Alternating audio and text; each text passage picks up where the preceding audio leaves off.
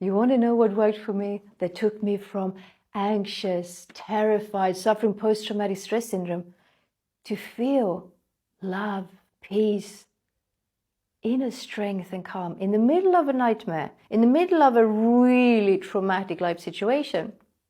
And that was long before I knew about trauma healing, before I studied about all the different techniques and therapies and research and all that. And this is still the core of the trauma healing programs that I offer today. This very core. And that is threefolded. Yes, I added other things after as well, but these three things for me helped the most. First was to just land in the present moment as often as possible.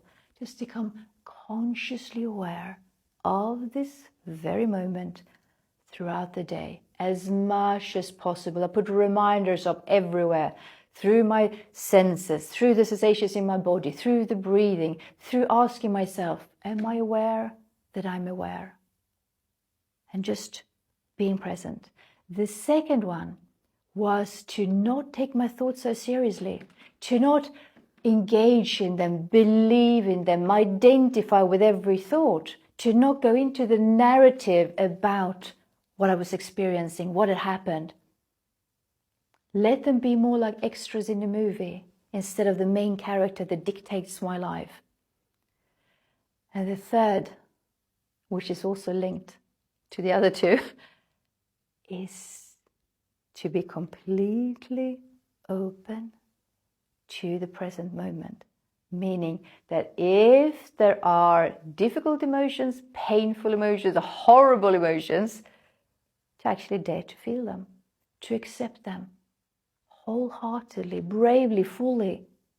Because I realized that the heart can't just be half open to good things and then half closed only to the painful stuff. Either it's closed or it's open.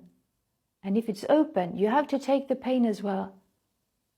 But I realized that once I started to have the courage to really feel and look at the painful things, I started to feel lighter and lighter.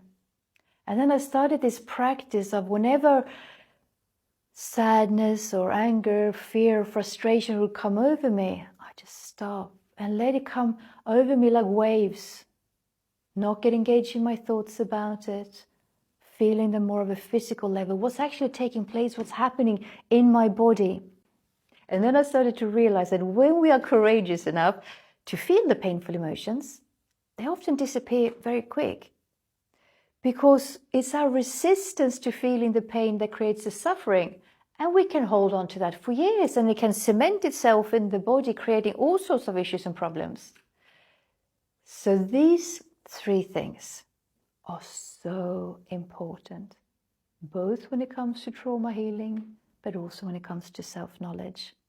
Because when we still our mind, when we're open and honest, not only do we heal our underlying traumas, but we have the possibility to know who we truly are, to know our essence, and not just our ideas and stories and conditioning and programming. You can do this too. It doesn't matter where you are in life, what your life situation is like. You can start right now to heal and to know your beautiful, divine, natural self.